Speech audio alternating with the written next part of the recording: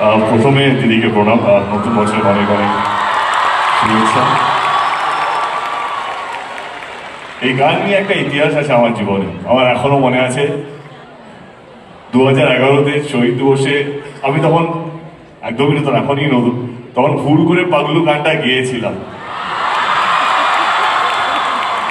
আমি তখন বুঝিনি কে এই জায়গায় এই মঞ্চে, কারণ কিন্তু আমি সেদিন গাইনি, আমি এটা কোনদিন বলার সুযোগ পাইনি। আমি আজকে এই সুযোগটা পেয়েছি, কারণ মঞ্চের সামনে যে হাজার হাজার লক্ষ লক্ষ মানুষ ছিলেন, তারাই পাগলু গানটা ধরেছিলেন, তারাই বলেছেন গানটা গাইতে। তো আজকে আবার সেই দিনটা, কিন্তু আমি গান গাইতে পারবো না, কারণ সবাই যেভাবে জমিয়ে রেখেছে।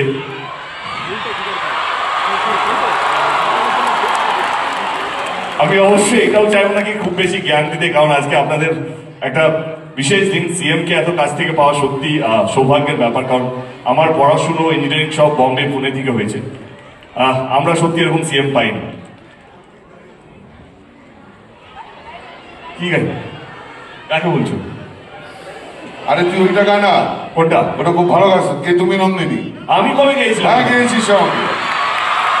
আমি ওকে গাইতে বলো, কে তুমি নন্দিনী। কিশোরী কারো মনে আছে? কি লাইন ছিল প্রথম লাইনটা? ভুলে গেছি আমি, না ভুলে গেছি। সিএম এর সামনে আমার সত্যি ভুলিয়ে গেছি। আজকে আমার ক্ষমা করবেন দিদি, আমার মাথা কাজ করছে না।